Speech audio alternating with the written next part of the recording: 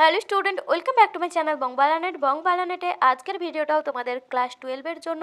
তোমাদের ক্লাস 12-এর নিউট্রিশনের এবিটিএস সমাধান সিরিজ চলছে। আজকে তারই আরও একটা নতুন ভিডিও। আজকের ভিডিওতে তোমাদের জন্য দুটো পেজ থেকে সমস্ত এমসিকিউ প্রশ্ন সমাধান করিয়ে দেবো।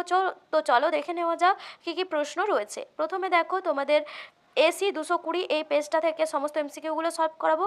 এর আগের সমস্ত পেজগুলো সলভ করিয়ে দিয়েছি। ওই ভিডিওগুলো যারা দেখতে চাও, তোমাদের জন্য এই ভিডিও ডেসক্রিপশন বক্সে লিঙ্ক দেওয়া থাকবে, তোমরা সেখান থেকে দেখে নিতে পারো। দেখো, প্রথম প্রশ্ন রয়েছে, গ্লুকোজেনিক নয় এমন একটি পদার্থ হলো। গ্লুকোজেনিক নয় মানে যারা গ্লুকোজ উৎপাদনে সহায়তা করে না, তো তাদেরকে গ্লুকোজেনিক নয় বলা হয়। তো এখানের মধ্যে যেটা হয়ে যাবে সঠিক আনসার অপশান সি এরটা হবে, অ্যাসিটাইল কোয়ে।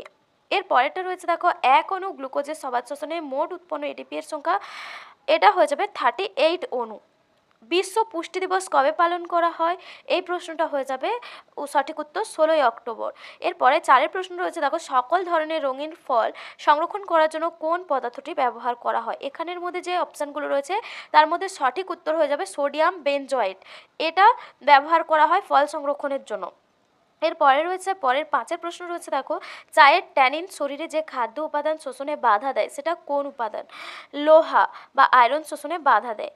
এরপরে রয়েছে, দেখো, ভারতবর্ষে বিশেষ পুষ্টি প্রকল্পের ব্যয়ভার বহন করে কোন সংস্থা? এখানের মধ্যে যেটা হয়ে যাবে মানব সমাজ উন্নয়ন বিভাগ, যেটা অপশান ডেটটা রয়েছে, সমাজ উন্নয়ন বিভাগ, এটা হয়ে যাবে। এরপরে রয়েছে হেক্সোজ বা গ্লুকোজের শোষণে সহায়ক খনিজ লবণ সোডিয়াম, অপশান বি হয়ে যাবে সঠিক আনসার।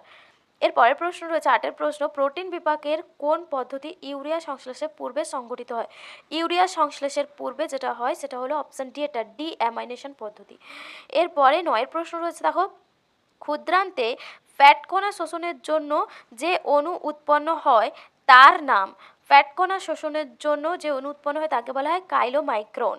এরপরে রয়েছে 10-এর প্রশ্ন, আরকিউ যখন 1 প্রতি লিটার অক্সিজেন থেকে উৎপন্ন শক্তির মান কত? এখানে যেটা হয়ে যাবে অপশান বি, এটা 5.058। এটা এক প্রতি লিটার অক্সিজেন থেকে আরকিউ এর মান।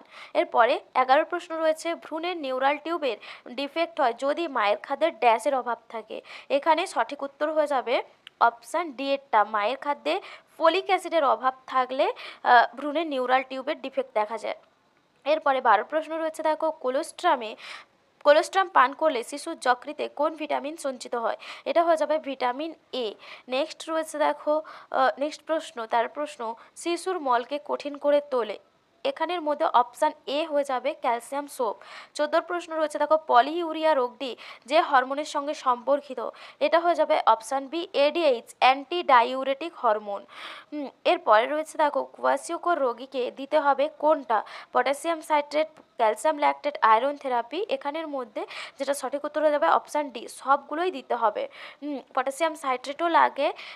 তো দিনে একটা নির্দিষ্ট পরিমাণ যদি পটাশিয়াম ক্যালসিয়াম লোহের ঘাটতি থাকে কোয়াশিওকর রোগীর, তাহলে তাকে প্রতিদিন পটাশিয়াম সাইট্রেট 300 মিলিগ্রাম করে 4 বার দিতে হয়, আর ক্যালসিয়াম ল্যাকটেট 3 বার দিতে হয়, এটাও 300 মিলিগ্রাম করে, এবং প্রয়োজন অনুযায়ী আয়রন থেরাপিও প্রয়োগ করা হয়। তো এখানে সেই কারণে সবগুলো হয়ে যাবে সঠিক আনসার। এরপরে রয়েছে, দেখো, যেটা বলা হয়েছে, সম্মিলিত জাতিপুঞ্জের স্বাধীন স্বশাসিত সংস্থার নাম? এখানের মধ্যে যেটা হয়ে যাবে অপশান সি এরটা, এফএও। এফএও এর ফুল ফর্মটা তোমরা আমাকে কমেন্টে জানাবে। শ্রবণ ও দর্শন উভয়ের মাধ্যমে শিক্ষাদান উপায় হলো? এখানের মধ্যে যে সঠিক উত্তর হয়ে যাবে চলচ্চিত্র, অপশান বি, যেখানে শোনাও যায় এবং দেখাও যায় সেই ধরনের শিক্ষাদানের উপাদান হলো চলচ্চিত্র। এরপরে রয়েছে, দেখো, এনএ পিপিএনবি এর প্রাপক কারা? এর প্রাপক অপশান সি এরটা হয়ে যাবে 1 থেকে 5 বছরের ছেলেমেয়েরা। নেক্সট রয়েছে, দেখো, শিশুর কেন্দ্রীয় স্নায়ুতন্ত্র গঠনের জন্য মাতৃদুগ্ধে উপস্থিত অ্যামাইনো অ্যাসিডটি, যে অ্যামাইনো অ্যাসিডটি প্রয়োজনীয় সেটা হলো কোনটা? এখানের মধ্যে যেটা উত্তর হয়ে যাবে সঠিক অপশান বি এরটা, টরিন।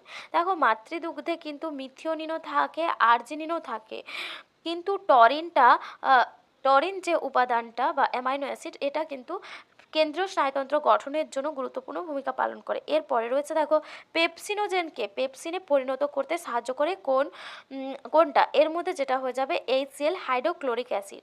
নেক্সট দেওয়া রয়েছে, দেখো, বাল আহারের প্রধান অংশ কোনটা? বাল আহার একটা যেটা স্বল্পমূল্যের সুষম খাদ্য। তো সেই স্বল্পমূল্য সুষম খাদ্যের স্বল্পমূল্য সুষম খাদ্য বালাহারের প্রধান অংশ হলো গমের আটা। ঠিক আছে, এখানের মধ্যে অপশান এ হয়ে যাবে সঠিক আনসার। এই গমের আটা বা ময়দা এটা প্রায় 70% থাকে তোমার বাল আহারের মধ্যে, মানে 70 ভাগ থাকে বলা যেতে পারে, 70 ভাগ। আর এই যে খাবারটা প্রস্তুত করে যে সংস্থাটা, সেই সংস্থাটার নাম হলো সিপট্রি, CFTRI। এই সিপট্রির পুরো কথাটা তোমরা যদি কেউ কমেন্টে জেনে থাকো আমাকে জানাবে, আর যদি না থাকো জানো সেটাও আমাকে কমেন্টে জানাতে পারো। আরেকটা তথ্য এখানে দিয়ে রাখি, এই যে সিপট্রি নামক সংস্থাটা, এই সংস্থাটার হেডকোয়ার্টার রয়েছে, তোমাদের হেডকোয়ার্টার রয়েছে কর্ণাটকের মহীশূরে। এটাও পরীক্ষাতে আসে যে সিপটির হেডকোয়ার্টার কোথায় বা সিপটিটা কোথায় অবস্থিত। তো এটা মহীশূরে, কর্ণাটকের মহীশূরে অবস্থিত।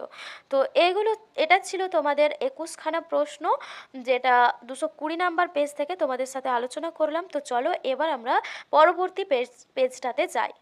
তো দেখো আমরা পরের পেজ নাম্বার অর্থাৎ 267 পেজ নাম্বারে চলে এসেছি। এখানে নিউট্রিশনের কী কী প্রশ্ন আছে চলো দেখে নেওয়া যাক। দেখো প্রথম প্রশ্ন রয়েছে অবায়বীয়, এটা হবে গ্লাইকোলাইসিসে, অবায়বীয় গ্লাইকোলাইসিসে উৎপন্ন অন্তিম দ্রব্যটি কোনটি? অবায়বীয় মানে যেটা বায়ু মাধ্যমে ঘটে না। বায়ু মাধ্যমে যখন গ্লাইকোলাইসিস প্রক্রিয়া হয় না, মানে মুক্ত অক্সিজেনের অনুপস্থিতিতে যখন গ্লাইকোলাইসিস প্রক্রিয়া হয় তখন যে পদার্থটা উৎপন্ন হয় সেটা হলো ল্যাকটিক অ্যাসিড। অপশান ডি হয়ে যাবে সঠিক আনসার। এরপরে রয়েছে দেখো সর্বাধিক প্রচলিতভাবে যে পদ্ধতির মাধ্যমে লিপিড থেকে শক্তি উৎপন্ন হয়, লিপিড থেকে শক্তি উৎপন্ন হয় বেশিরভাগ ক্ষেত্রে বিটা জারণ পদ্ধতিতে, অর্থাৎ বিটা পজিশনে কার্বনের জারণ ঘটে এবং সেই বিটা জারণ পদ্ধতিতেই লিপিড থেকে শক্তির উৎপাদন হয়। এরপরে রয়েছে ইলেকট্রন পরিবহন শৃঙ্খল, মানে যেটাকে বলা হয় ইটিএস চেন। তো সেই ইটিএস যে চেনটা হয় সেটা কোথায় হয়? মাইটোকন্ড্রিয়ার বহিস্থ ঝিল্লি, সাইটোপ্লাজম, মাইটোকন্ড্রিয়ার অভ্যন্তরীণ ঝিল্লি, যেখানে মাইটোকন্ড্রিয়ার অভ্যন্তরীণ ঝিল্লিগুলো সাইটোপ্লাজমের দিকে অর্থাৎ মাইটোকন্ড্রিয়ার সাইটোপ্লাজমের দিকে বা ধাত্রের দিকে বর্ধিত হয়ে আঙুলের মতো প্রবর্ধক সৃষ্টি করে, যেগুলোকে ক্রিস্টি বলা হয়। ঠিক ওই জায়গাগুলোতে ইলেকট্রন পরিবহনের শৃঙ্খল সম্পন্ন হয়। এরপরে রয়েছে দেখো বিপাক ক্রিয়ায় সর্বাধিক প্রচলিত ফসফেট টা কোনটা? এটা হয়ে যাবে অপশান সি, এটিপি। নেক্সট রয়েছে অ্যাডিনোসিন ট্রাইফসফেট। নেক্সট রয়েছে দেখো খাদ্যের এসডিএ মানে স্পেসিফিক ডাইনামিক অ্যাকশন এর অপর নাম থার্মিক এফেক্ট। এখানে যেহেতু প্রচুর পরিমাণে তাপ উৎপন্ন হয় তো সেই কারণে এটাকে বলা হয় থার্মিক, মানে এর অপর নাম থার্মিক এফেক্ট। এরপর রয়েছে দেখো তাপমাত্রা 1 ডিগ্রি সেন্টিগ্রেড বৃদ্ধিতে বেসাল মেটাবলিক রেট বৃদ্ধি পায় কত? দেখো তাপমাত্রা 1 ডিগ্রি সেন্টিগ্রেড বৃদ্ধিতে বিএমআর বৃদ্ধি পায় 12 থেকে 13%। তো তোমরা এখানে 12% অপশান দেওয়া রয়েছে, 13%ও দেওয়া রয়েছে, তোমরা 12%ই করতে পারো। এরপরে রয়েছে নিকোটিন গ্রহণে বিএমআর এর পরিমাণ বৃদ্ধি পায় কত পার্সেন্ট? এটা হবে 10%। এটা নিকোটিন গ্রহণে হবে না, এটা নিকোটিন বর্জনে হয়ে যাবে। নিকোটিন গ্রহণে কিন্তু আমাদের বিএমআর বৃদ্ধি পায় না, বিএমআর কমতে থাকে।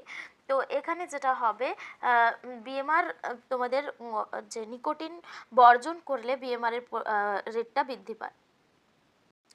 এরপরে রয়েছে দেখো কোলোস্ট্রামে প্রচুর পরিমাণে উপস্থিত অ্যামাইনো অ্যাসিড কোনটা? এটা হয়ে যাবে ট্রিপ্টোফ্যান। এটা ক্যান হবে না, ট্রিপ্টোফ্যান হবে। এরপরে রয়েছে দেখো উদরস্ফীতির জন্য শিশুদের অবিরত কাঁদাকে কি বলা হয়? বলা হয় কোলিক পেইন। আর চকিংটা যখন শিশুদের খাদ্যের সময় শ্বাসরোধ হয়ে যায় সেইটাকে চকিং বলা হয়।